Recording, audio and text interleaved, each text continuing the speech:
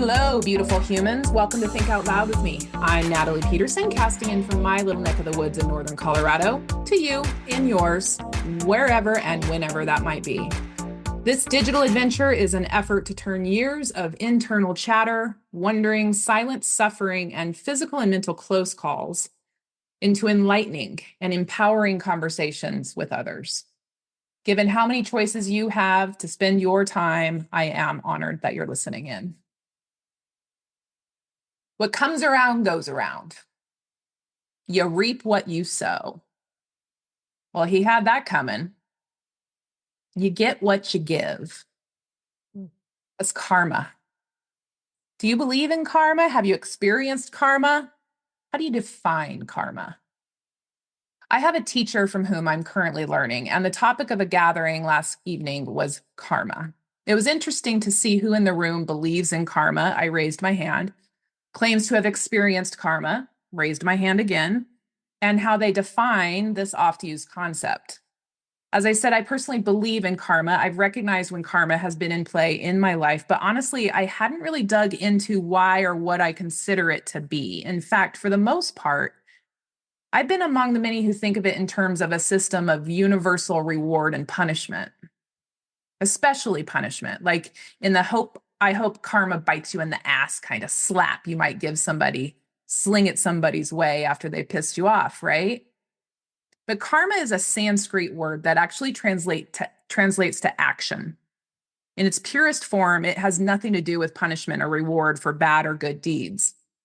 There's a woman named Sister Shivani. She's a beautiful Indian spiritual guide and teacher, and she'll tell you that karma is not punitive, but instead is a journey of consequences. It's the sum of our actions and choices, shaping our present and future experiences. It's not confined to this lifetime you're living. Rather, it's a journey that spans backwards and forwards through multiple lifetimes. In a podcast of hers that I listened to recently, she explained it in a very basic, beautiful way that really clicked with me. She said, karma doesn't mean punishment. Karma just means here is my action. Here is a consequence. Karma is what I do. Karma is not what comes to me. So every thought, word, behavior is an energy that I create. It's like a ball, which I throw out. While I'm throwing it out, it's completely in my control. How I'm going to think about you, how I'm going to talk to you, how I'm going to behave towards you. When I'm throwing that ball out, that's completely my choice and under my control. Now the ball is going to hit there and it's going to come back when it comes back. That's the consequence. So then I say, this is a return of my karma. This consequence is coming to me now.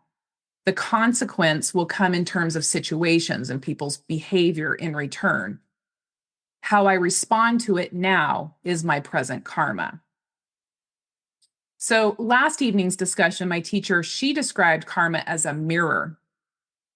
When you look into a mirror, it reflects back what is in front of it. The mirror itself is neutral. It has no judgment of what's being reflected. It just is.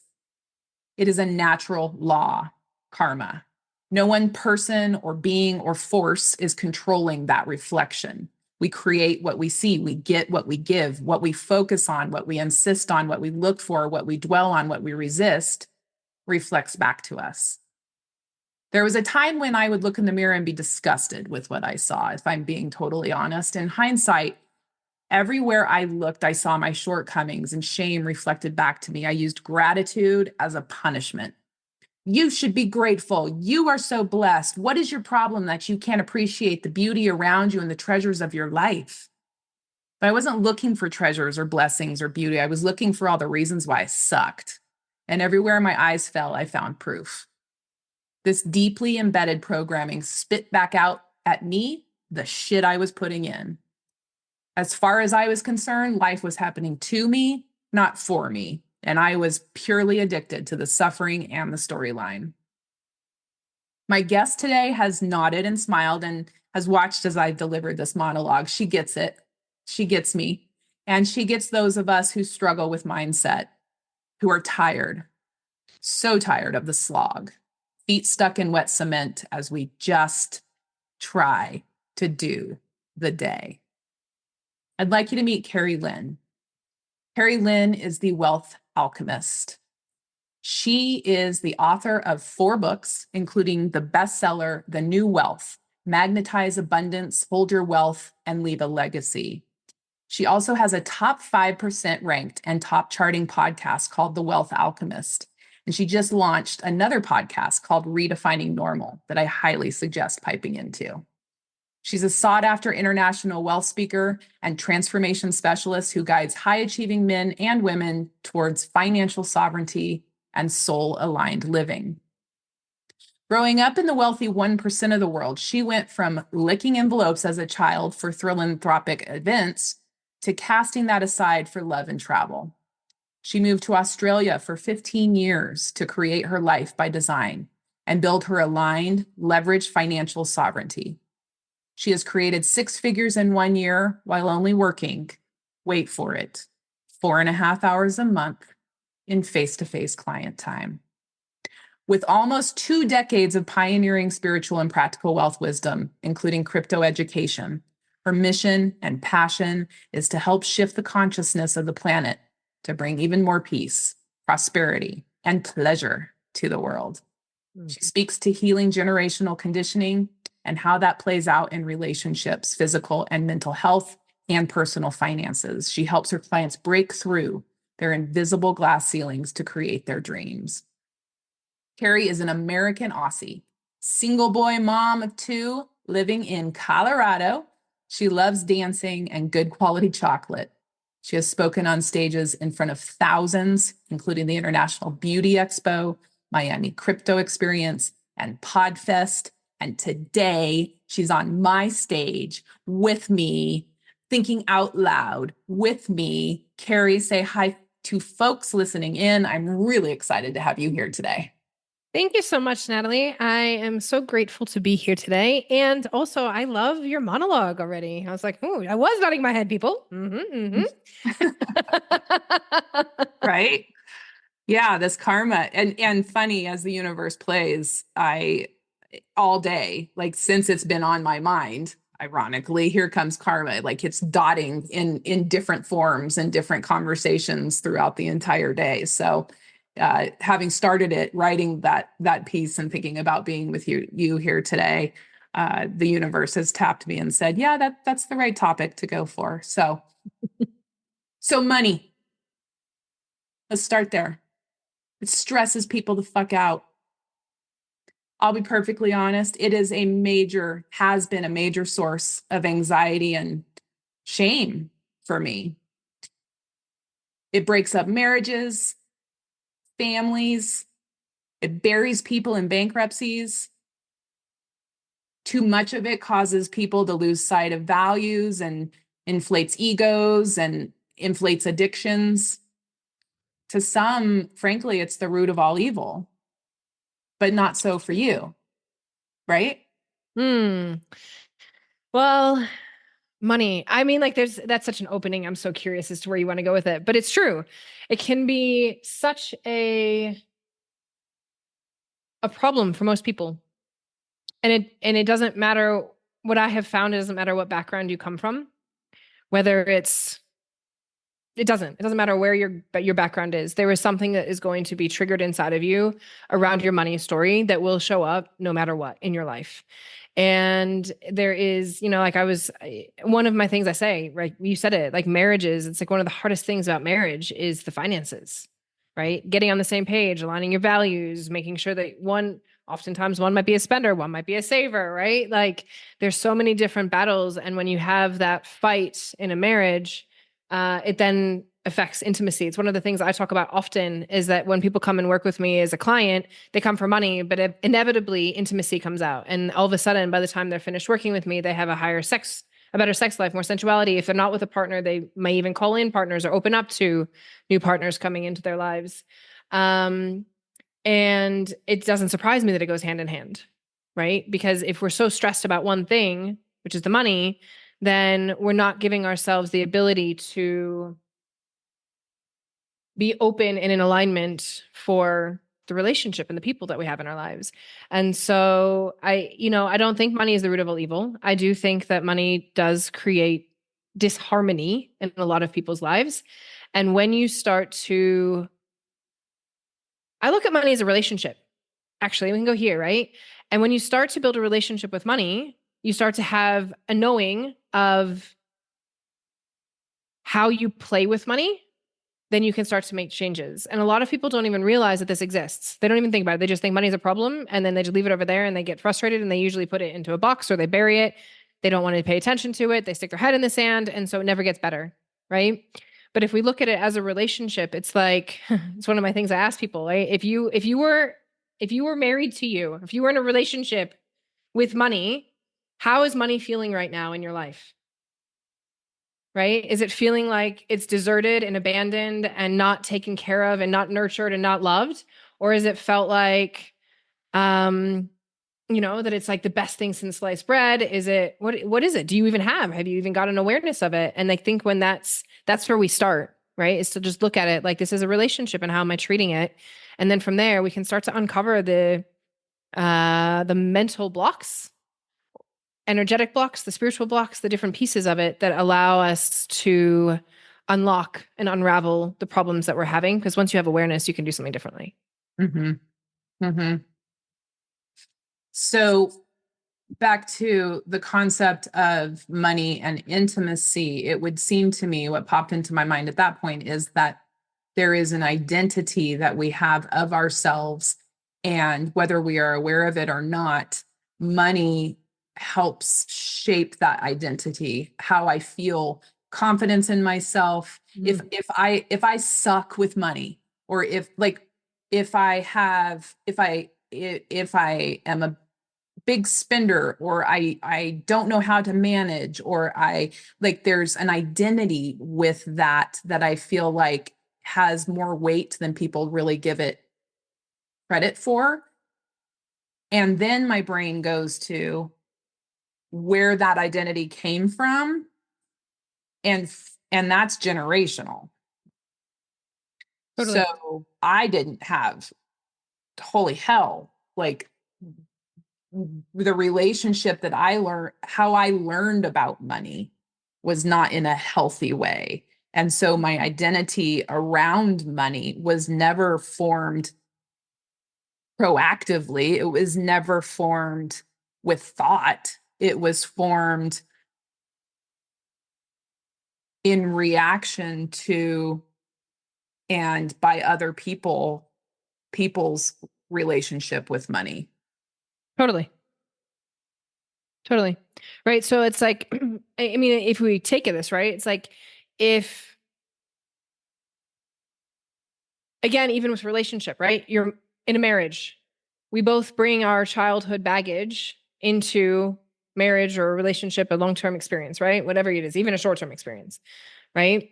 And we have, unless we start to unravel these unconscious behaviors that we have that we're playing out in a relationship, we just keep battling against them. And oftentimes it's some grandma in the past that was like, you can't do this, and you couldn't possibly open up and have sex with your husband at 8 o'clock at night if you don't have makeup on.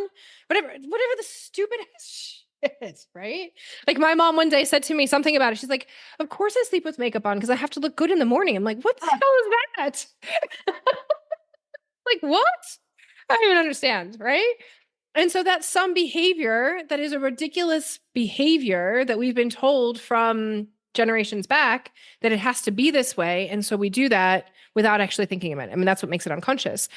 And with money stuff, generally speaking, nobody's taught money as children. Nobody's taught how to handle money. Nobody's taught how to save money, how to work for money. And so often it's, we don't have enough money. Money is the root of evil. Money doesn't grow on trees. Like what we're saying to our kids, and I think this is so important, what we say as parents to our kids, right? If anyone's listening as a parent, it's so critical. Like sometimes, look, I'm in life. Sometimes I don't want to spend the money on things with my kids. And I won't go, I don't have the money. It'll be like, I'd rather spend my money over here. Right? We could, but if we do that, then we can't do this. There's choices. And it's even what you said about karma, right? There's a consequence. If I do this with my money, the consequence is we won't have the money to do that for that. And that is more important to me. right? And so it's a natural consequence. And people don't teach natural consequences when we're growing up with money. They just get layered in. And generally speaking, it doesn't matter. Again, doesn't matter where it is. It's something unhealthy, right? Something Mhm. unhealthy from whatever way of life it is. And Mhm. so until we start to even begin to look at that relationship and start to have conscious awareness of it, we can't do anything about it because it's our grandparents, our parents. I even go to the point of it is the government. We live in a debt-based society, right? Mhm. We have trillions of, we just printed trillions of dollars, right? We are in such a huge state of inflation because of the amount of money that's been printed, which put us into debt. What does that teach humanity? That if I need something, I just print the money, i.e., I go put it on my credit card and I end up in more debt and somehow it'll all get paid off. Right? Right? And so then if we even go deeper into this as a macro level, right? Mhm. Because of this debt, it's something around like 130,000. It probably is more now because this was like a last year that I looked at this, but we're probably more like 150,000, 130,000. It's a significant amount of money that is the debt that lays on each one of our heads that we're born into.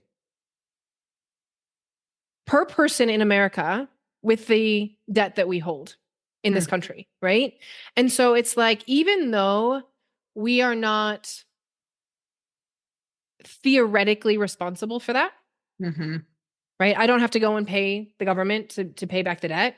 Even though Mhm. we're not theoretically responsible, it still lays on our heads. And we are Mhm. still born into debt. When we are born and we get a birth certificate, we sign ourselves to the government, right? And that debt is ours because we are the human that it has to go to at some level, way, shape, or form. And so Mhm. when we come to like the depth of how ingrained this is in our body, in our system, in our psyche, that it is so normal to be indebted, right? This is the culture that we create. And so even from that level, then we bring in our parents who inevitably, most of our parents, especially yours and my generation, were not taught anything to do with their money consciousness, Mhm. right? And then they've layered that into us. And then our teachers, and then the financial people in the world, then the CNBCs of the world, then the fear of we're going to run out of money and we're in recession. And then they manipulate the markets so that we, right? Like, in so many ways, I can say it's like it's set up to be challenging, Mhm. right? And our job in that is to unravel what's true for us and what's not true for us. Mhm. And I love how you actually said karma and being karma a consequence, right? Because this is, I think, a lot of times how we learn money stuff, right? We go out and do something, and the consequence of that is just like I said to my kids, right? The consequence if I go do this, then I don't might not have the money to do the other thing that I want to do. Right? Because I don't look as money on the big picture as a finite resource. It isn't. It is infinite in supply, as we can tell. We just print it and take it, and it's out there to pull into, right? Mhm. So, and there is the reality of being human and what you have in your bank account right now, right? It doesn't mean that we can't grow that and expand that and have more. And part of being, I would say, fiscally responsible is living and knowing this is what I have, this is the places I want to do it. And a lot of people don't even have that awareness. So if we Mhm. come into the physical, it's like literally understand how much money are you making? How much do you have coming in? How much can you go out? What can I spend this on? Where's my budget? All these different things, and then work within that, right? Mhm. But then also that karma or the consequence, what happens if I don't? This is the consequence, right? I have this really interesting story. I'll tell you a karma story. Please. This feels really vulnerable. Um, really vulnerable. So I've never told the story, by the way. So I was working with a coach who I signed up for, and I got in within the first like few weeks. I knew it wasn't the right thing for me. And it was a year-long program. It was very high level. It was like 2.5 grand a month to be in. And I got in and I went, this is not right. And I'd signed a contract, but I knew it wasn't the right thing. And that's a whole nother story, contracts, right? Whole Oh other story. gosh. Taught me a lot about what I will and will not do and what I will and will not hold people to. And I told her very quickly, this isn't right for me. And I paid the month that I was in there, and I paid by the time this all came through, the second month or whatever, right? And she was like, but you signed a contract. And I'm like, I'm not paying you 17 grand to not use your service because you sold me something that wasn't right for me. Right. So she actually like went against her own contract, she was straight out of the UK, took me straight to debt collection. Uh huh. and didn't try to resolve anything, didn't try and like see if there's another way to help me, that there was a million ways that it could have done, which is what she was said in the contract she would do, right? So anyway, I found some lawyer online, and he wrote the 2 emails that need to be written. They never got in touch with me. Thank you. Thank you. Let me tell you though, the same amount of money came out in another way that I lost money in another thing later. Right. And it was really interesting. Like, that's so fascinating. Karma. What lesson was in here? Right. And it was like the money was meant to go out in some way, shape, or form. Mm. Right. And so it was taken. Right. And I went, interesting. And it was taken when I had unraveled some stuff with her. Like later, months later, I pulled some things out and I unraveled it. Just like, it was like, okay, we're going to release this. And when I released her, the money went. And I went, how very interesting. Yeah. How very interesting. And so consequence, right? Like, and is there something to be learned? For me, the learning was, there's part of it that was you ran into something without actually being more clear around what your needs were. And you could have questioned this more up front, right? So many things that can happen within money stuff that shows up in the same way that it's like, well, I can be pissed about it. One of the greatest things that happened when I ended up on the other side of this was the lesson of like, and it's okay, right? Within about 24 hours of what happened, I was like, wow, that sucked, but it's okay. Mm-hmm. Like life will go on. There's more that's here. There's more that's to come. Right. And so it's not happening to me. It's happening for me. And it taught me so much in what I now do in my work. Right. So one of my books that I've written is called Save Your Assets, the Foundational Framework. I wish I knew before throwing 100K down the drain. And it taught me a lot in all of that, like whether it was that piece or whether it was the piece where I lost the money, doing something else that was out of my integrity with myself, actually, right? It was out of my rules. And in that split second that you're like, oh, I ran against my own rule. That's how long it takes. Right. And so I was like, yeah, you knew this, Keri. You knew. And are you going to do it again? How much more can you be safe, secure now that you have this awareness, now that you've done this thing? Don't be silly. Don't make emotional decisions. Don't blah, blah, blah, blah, blah. Set more rules, set more frameworks. Right. And so there's always something that can be learned. And I think this is a really important thing, because the one thing I really learned not to do that day was not to shame myself, because money and shame is such a huge problem when you make a mistake. And you guys can't see it. I'm air quoting, make a mistake, because there are no mistakes. Everything is divinely perfect and aligned. And I know that, you've shared some of the stuff with your story as well with me. And even in that too, right? Like there's no mistakes. Everything is perfectly aligned to have happened exactly as it did. Right. And when we stop shaming ourselves for our past experiences, we realize our past doesn't create our future, although it does leave imprint. It does allow us to look at these things and have the consequence and go, how do I choose to show up differently now? Right? Instead of beating ourselves up and saying, I fucked that up. Because most of us, actually, I don't know any human being on this planet who hasn't fucked up something in money. And I say this again as in quotes. I don't know anyone. And I say, for people who are coming into investing, be prepared that you're going to lose some money somewhere. That's it. Like there's no one in this world, even if they're billionaires, that have not lost money. That's part of the game. Right? And so when you start to actually remove the shame from any of it, then that karma, looking in the mirror, you're not going to project, I am horrible with money. I can't do this. I am ashamed from my past experiences.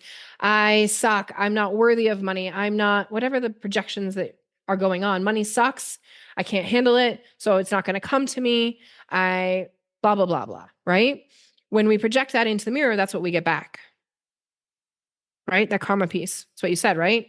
And so when we can remove all of that, which isn't easy. I'm not going to sit here and say, like, by the way, snap your fingers and tomorrow you're going to wake up feeling better, right?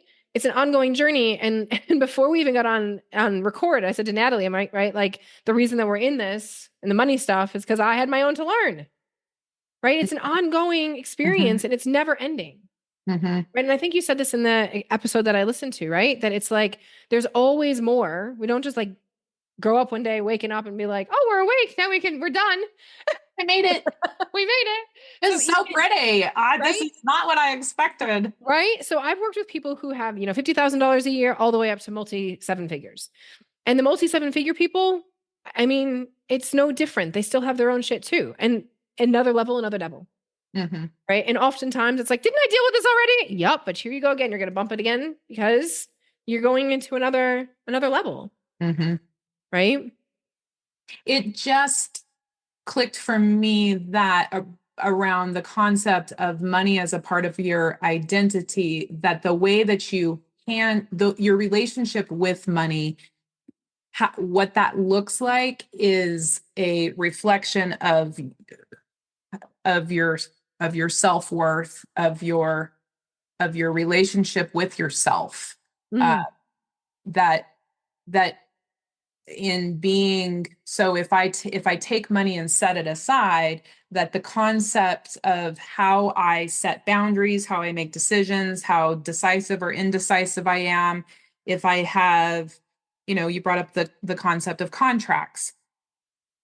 I am a Girl Scout, quite literally and figuratively, and I've been teased that someone could be hitting me in the face with a 2x4.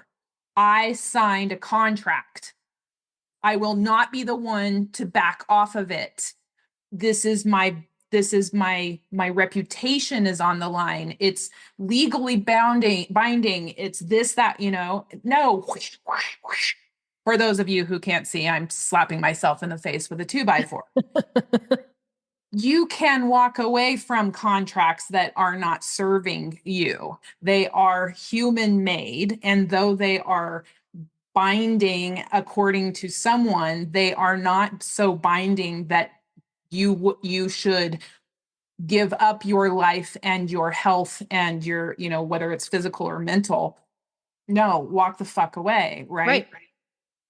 That's a reflection of my own understanding of who I am and how I've been, and the relationship ultimately, Keri, that I think is where I'm going with this, is my relationship with myself, which I haven't had a relationship with myself until the recent years of really healing from what I did to myself.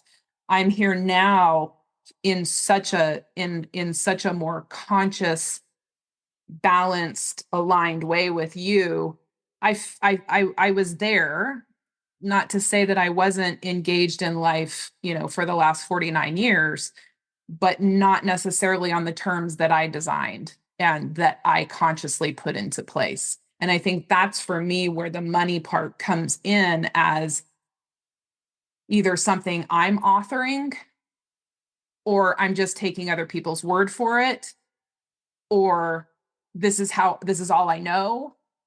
I suck at it. And that's the storyline, right? I think it was Dr. Phil ages ago. Did you ever watch Dr. Phil, where he was like, let's rewind that and play that again? How is that cassette tape, as you play that, listen to yourself, right? How is that playing for you?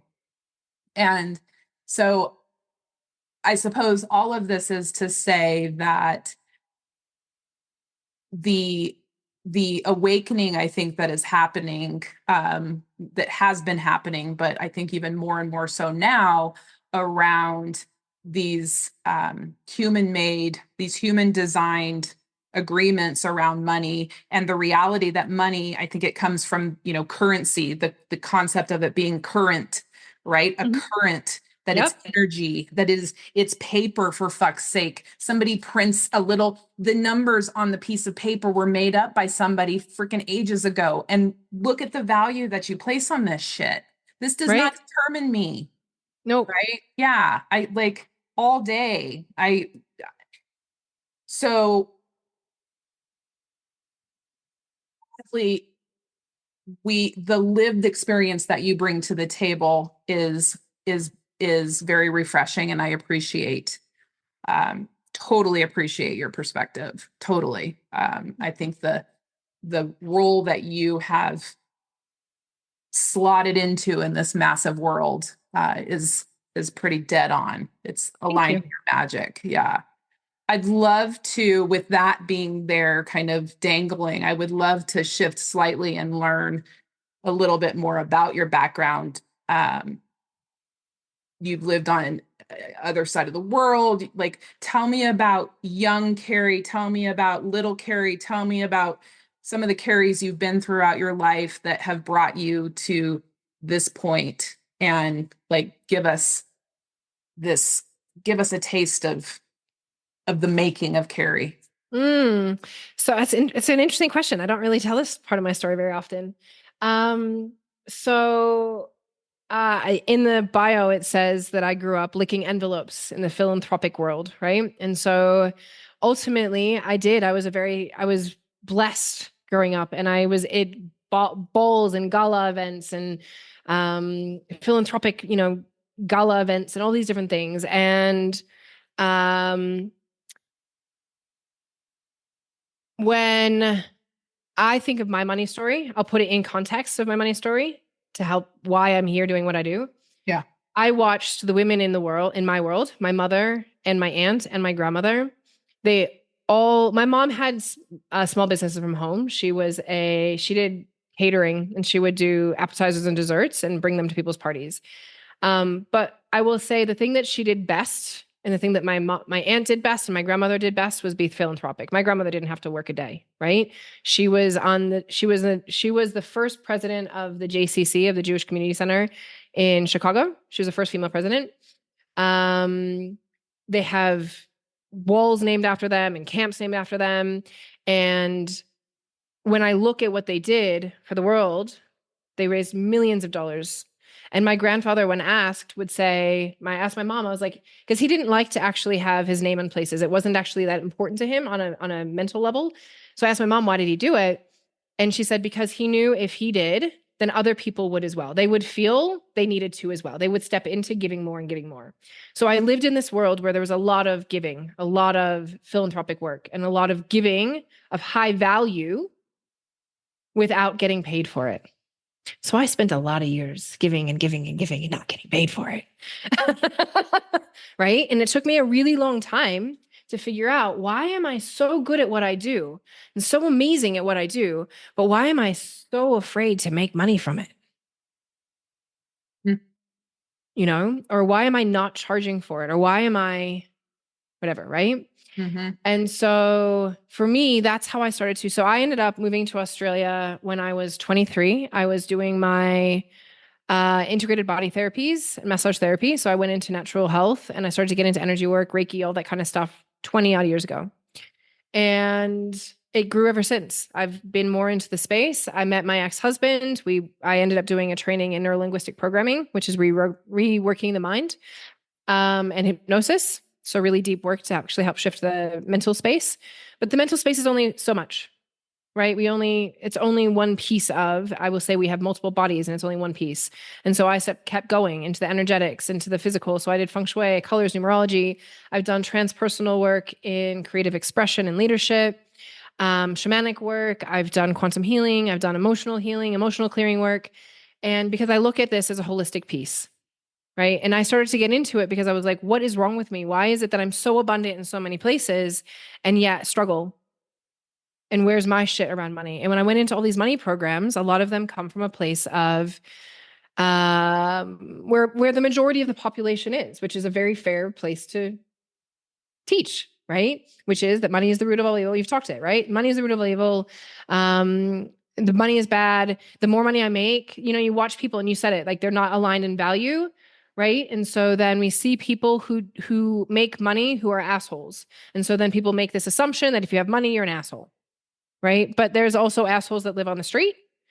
There's also people who are making a shit ton of money doing amazing things in the world, right? Mm-hmm. It's not the money itself, it's the person behind the money. And the money will only what's the word I want to say? Like, expand on the person who's holding it and their value.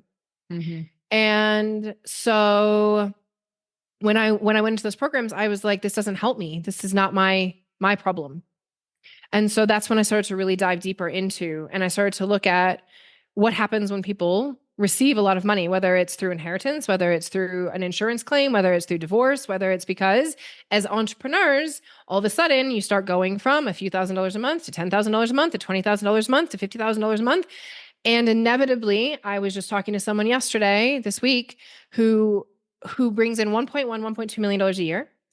And between 3 of them at home, they're bringing in $14K. 3 of them employed by the business, they're bringing in $14K per month. And I'm like, that doesn't even, what? What? And like, then we talk about scaling, right? And these people who want to keep continuing to scale, but yet it's like the more energy that you put into the business, it doesn't mean that you take more out. Right. Financially, right? There's a lot of people who are making a lot of money and still living paycheck to paycheck. Right. And still not able to do the things they want to do because it goes back into the business, because their overheads are so high, because blah, blah, blah, blah, blah, right? And so I started to look at this because it's the same concept. It's like, I can make it. And a lot of people are starting to learn the manifestation process. I can bring the money in, right? And so it'll come in, but then it goes out just as quickly as it comes in, and there's nothing to show for it. And you're still chasing your tail. Right. And so that's where I started to like bridge all these gaps together, was like, there's this piece that it's a lot of people don't understand. And it almost always will come down to worthiness, which you said, right? I'm not worthy of it. And once people get over it, and we go in layers, once people get over the worthiness issue, that I can make it, I can bring the money in, I can get it from the job, I can get it from the business, I can get it from wherever it's coming from. Right. The next piece also is to open up to multiple streams, right? Where a lot of people don't have that. I have to work hard for the money. And if I'm not working 20 hours a day and I'm not on my phone and I don't respond to them right away, blah, blah, blah, right? I'm not worthy of the money. And so like you had said it, the bio, like for me, I worked 4.5 hours face-to-face a month. Right. And I remember at the time, I can remember at the time thinking to myself, I'm a failure. I'm not doing well enough. Who the fuck am I? Who am I to be teaching about money? And I'm like, Keri, wouldn't a lot of people dream to be doing this? But it still wasn't enough. Right. And so we all have this at some layer that there's not an enoughness. I'm not worthy enough. I'm not. And I, like for me, I can sit here and say, like, there are days that I'm like, I am not worthy enough to teach this. And yet I look at the results. I'm like, oh, shut up, mind. Yeah. Shut yourself. Right. And so it's one of those things that the journey for me has been in overcoming. We always teach what we need to learn the most. Right. And it's been overcoming it because there was nobody teaching it. There's nobody teaching what I needed to understand. And I love that it now, like I've learned how to take it to other people beyond people who are come from my situation. Because it is all the same, right? It all comes down to, at some level, worthiness, shame, and all these other resentment, all these other underlying emotions that most people, even if you come to the mental aspect of this and okay, I've got this, but they're like, okay, so now what? I'm still holding on to the shame, but I know it now. Right. And so we need to start unraveling. How do we unravel all of that so that it clears from you, so it becomes not a problem at all? And then you're like, okay, now I can be a magnet, and now I can do this work in the world. Wow. Does that answer the question? It did. Yeah. And then some. Having a mindset, a mentality of lack, right? Just putting a kind of a period at the end of it. And that, again, when we look in the mirror and wonder why we lack, or why, I'm not worthy, I shouldn't be here. That is what, words are so incredibly strong. And the concept of manifesting, and the concept of,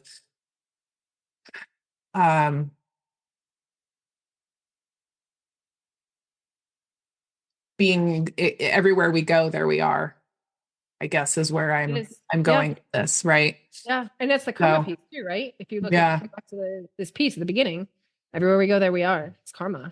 Yeah. You're looking at yourself and whatever reflect. And I will say this, like, to actually add to this piece of karma, and the reflection in the mirror, this is what's coming to say. For me, one of the things I know when I look at change and how things are changing, and if things are changing, I look at my life like there's a movie that I'm watching. Right? Outside of me is a movie, And what's the movie look like? Is it a movie that I want to be playing the star role of? Or is it a movie that I'm like, man, this star role is sucking right now, which is what I was saying a few years ago, right? Like I launched my podcast, my original podcast, The Wealth Alchemist. I launched my book, The New Wealth. I'd had my first, I think, 20K launch at the time, or maybe it was a 10K launch, and then soon after followed by a 20K launch. And I had everything looked perfect from the outside, right? But I was so miserable on the inside because I was in this relationship that didn't work and I was like beating myself up. And so it was like all the money in the world doesn't change that. Right. And so finally it was like, I wrote my new book, The Now, that's coming out. It's called It Ends With Me, Break the Chains of Conditioning and Embrace a Life of Peace, Prosperity, and Pleasure. Because I started to realize our mental health is so affected by the relationships that we're in. I thought I was bipolar. I still had all those tendencies. They all showed up. My therapist looked at it, went, yep, they all here. Right? My brain therapist, I was working with a neurofeedback person. And when I started to unravel the relationships, everything started to change. Right? And so that movie playing out back then looked beautiful from the outside. But on the inside, I did not like being the star player in that movie. Right? And so when we look at karma, then I started to change what I was seeing. And I was like, I don't want to see this anymore. I want to see this, this, this, and this. Yeah. And then I started asking, and this is this beautiful thing, is I think I'm going to apparently teach a little manifestation piece for anyone who needs to learn it today. What we can start to look at is how do we have these subtle shifts, right? And we say, thank you. And so then I started to look at, okay, I want this new thing. And over here, I would get a little bit closer. And I found it with dating. Once I left my ex. And I'd call in a guy and be like, oh, that's good, but not quite. We need to shift this a little bit. Like the TV needs to, like, right? We turn the dial a little bit. Yeah. And then the next guy would come in and sometimes it would be the next day. And I'd be like, oh yes, you got this, and this. Ooh, I missed this piece this time. Okay. Turn the dial. Right. And so until the point in which this point right now in my life, I have a really beautiful man in my life. Right. And we're having this really gorgeous, loving experience at the moment. And I looked at him at some point just recently, actually, and I said, when you came into my life, I started to realize the movie screen had really fucking changed. The movie playing in my mind had changed. And now if I can change you, because this was the hardest thing for me to change, not the other things, but having an intimate relationship that met me and was loving and kind and compassionate was totally opposite. This is totally opposite to what I've experienced in my marriage and my other relationships, intimate relationships in the past. And so I was like, okay, if I change that, karma, thank you for showing me a new view of the mirror that I'm looking at, right? Of the video that I'm looking at. What else can change? What other things are possible? What else can I open up to? Right.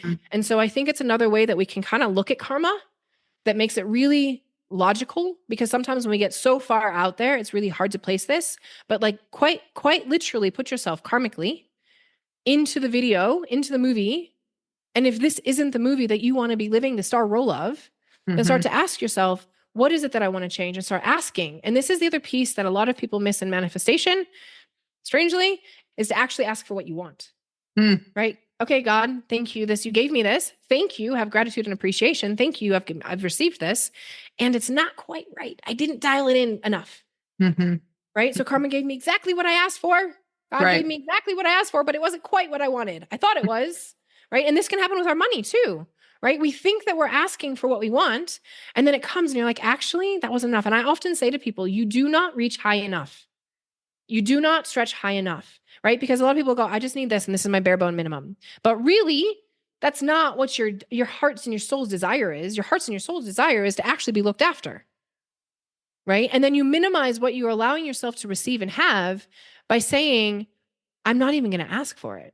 So I'm going to short sell myself and say, okay, well, I know that my bare bones minimum to pay my bills is $8,000 a month, whatever it is, right? If you can live off of $8,000 a month right now and you got a family, more power to you. I want to know how, right?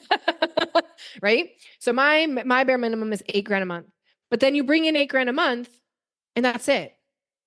But what you really want is, I want the massage, I want the travel, I want the extra dates for my kids. I want to take them to the gym. I want to, and then all that costs money, but you're too scared to actually ask for it because you don't feel worthy enough of having it. So you don't even ask. Right. And so this is where we then get into oh, wait, it worked. And so I always say to people, like, ask for something that you know you can have, that's easy for you to receive. And then just keep building the muscle of receiving, seeing it, seeing it. It's a little bit off. let's change that. And it can happen, these adjustments, in a day. Honestly, sometimes within the same day, if you start to like really pay attention to this. And then as over time, all of a sudden the movie script changes. And one day you can look at yourself and sit there and go, I'm in a totally different fucking movie script. Yeah. Thank you. Because slowly along the way, it doesn't happen just because you snap your fingers and go, I want all this thing right now. No, it happens because slowly over time, you build trust with yourself, trust with God, trust with the universe, spirit, source, whatever you want to call, right? And you slowly over time build this trust and you're like, okay, I can keep asking. I can keep asking bigger. And when I ask for the bigger, you're going to show up because I believe it. Right. So now when I ask for $1,000, more often it shows up than it doesn't. Right. Versus having to ask for the penny or the 10 cents. Because I believe that it can. Yeah. Because that was a totally random off the. I know the asking for the bare minimum lands with me like boosh. Like, it's all I need. That's all I need. You're like, I'm not gonna stretch. I just, right. And so, yeah, I intellectually, I know, I understand that I'm worth infinite amounts, but in the misalignment between that and my understanding of my value, I'm out of alignment there, and that really lands with me. Yeah. And then it also, when you start to even think of that, I love that it landed with you. When we think about that and we're not willing to ask for the bare minimum, or we're just asking for the bare minimum, also consider, where am I also asking just for the bare minimum? Right. So in my relationship, right, in my marriage, I was getting the bare below bones minimum, right? In my marriage, right? And oftentimes, and my girlfriend and I, who are running Redefining Normal, the podcast, we actually have this conversation that, especially as women, oftentimes we struggle in relationship to ask for what we want. We keep our mouth shut and we say, yep, I'm stoic and I can deal with whatever you give me. Thank you so much for giving me the breadcrumbs that you're giving me. Right? I'll tolerate the breadcrumbs that you're giving me because it's better than nothing. Or I don't want to wobble this and ask for what I need, because then you might blah, blah, blah, blah, blah. Right. Yeah. And then we don't get it. And how many women, if we talk about this like sexually, right? We don't tell a person like, this is how you please me. And so then we don't become pleased. We don't even know how to do it ourselves because we haven't even explored ourselves. Right. Right. And there's so many ways that we limit our ability to receive pleasure and joy in this world because we do not ask for what we want. And it can be in the money, it can be in the bedroom, it can be in a relationship, it can be with your friendship, it can be with your boss, it can be with your kids.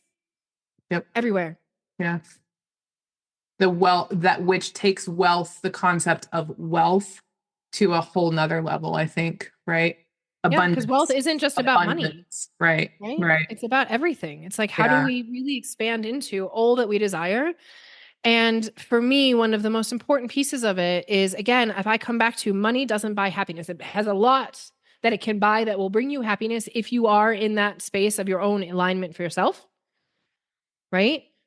But it's not going to be the thing that buys it. You can spend all the money in the world to self-care yourself and still end up miserable until you choose that I am going to change this movie script, be the main character that I choose to be, that is full of joy and pleasure and bliss.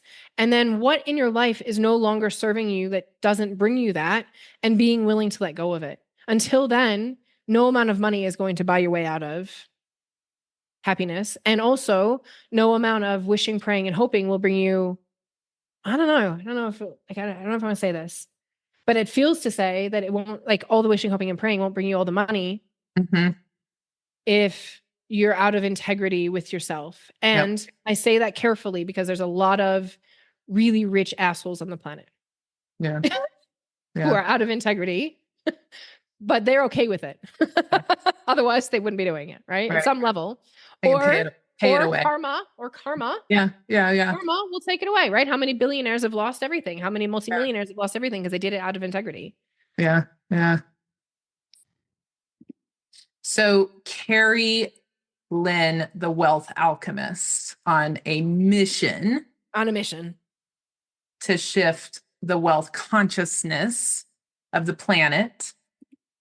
You are, if this has landed with others listening in addition to me, like it's landed with me, I know that folks can find you at Keri Lynn, love, LOVE as an extension. They can find you on Facebook, Keri Lynn Love as the handle. Instagram, I am Keri Lynn, again, 2 N's. And so you've got your podcast that comes out, new episodes every Tuesday, called Redefining Normal. That's And it. you have a new book. When I first met you, It's you were coming out in September. nice, Coming in September.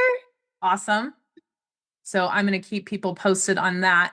Did I miss any URLs or handles, A, and then B, any last parting thoughts to leave folks with before we take this plane down and land it? I will say, if you want to email me, you can at Keri@kerilynn.love. I definitely prefer if you find me on Facebook or Insta. But I am there. Ooh, bumping into microphones. And anything last minute that I want to say, if we start from where we came, karma, right? What we put out there, we get back.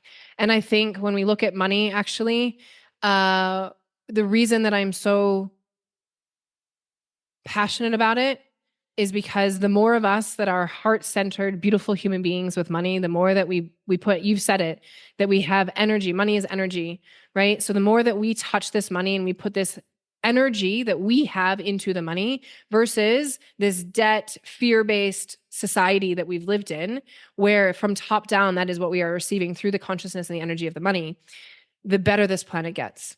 And so if I look at karma, right, who we are as a person, please, please, please, if you know you are a person with a good heart, if you are listening to the show, you are, right? If you are a person with a good heart who wants to do good in this world for yourself, for your family, for your community, then please also ultimately realize that the more money that you have and the more money that you are a custodian of, the more that you can give back, the more that we can change the planet by actually bringing a totally new level of consciousness into this planet.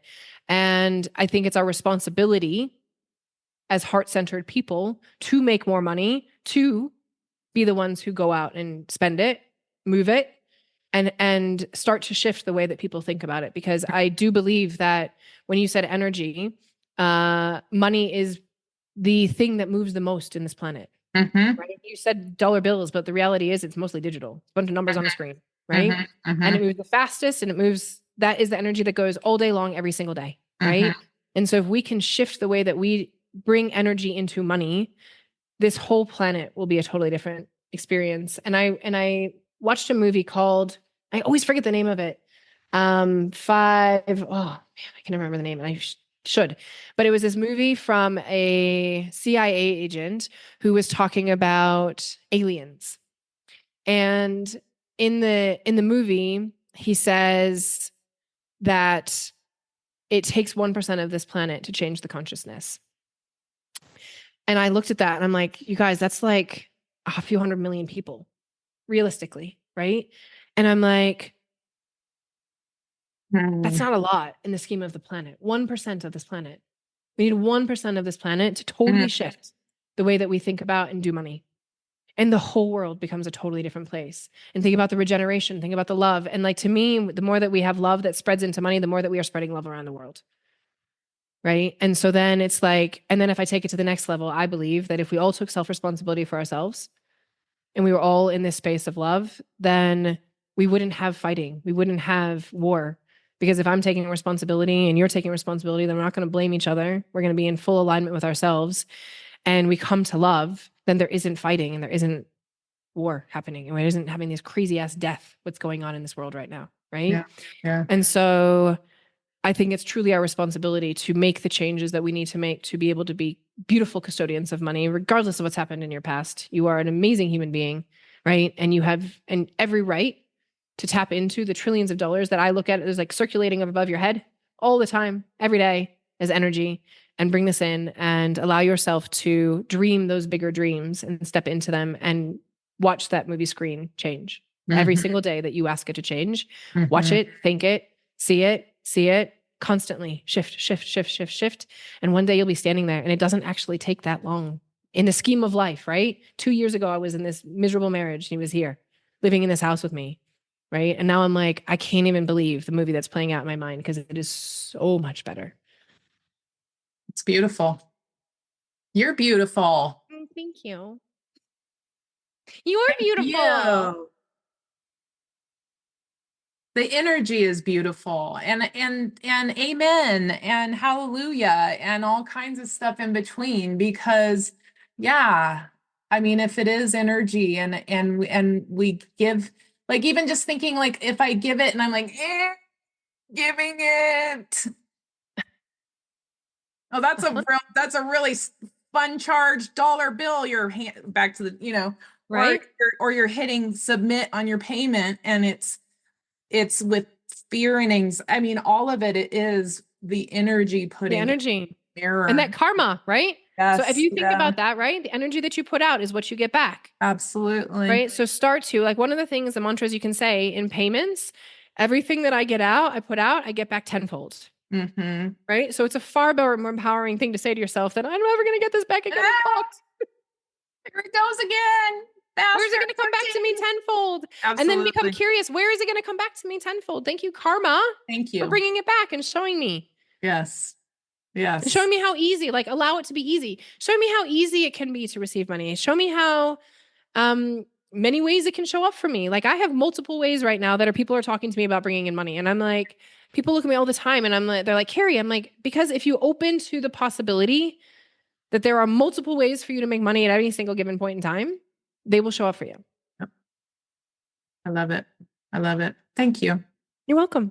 Thank you. Thank you. Thank you for, just sharing, being willing to be vulnerable and to think out loud with me. And then thank you, folks out there listening in. Thank you for choosing to think out loud with me and my guest today, Keri Lynn, the Wealth Alchemist. Until we visit again, go live with intention and with energy. And please, please, please, my own, please, don't let anybody fuck with your flow. No. Big hugs, big love. Bye, friends.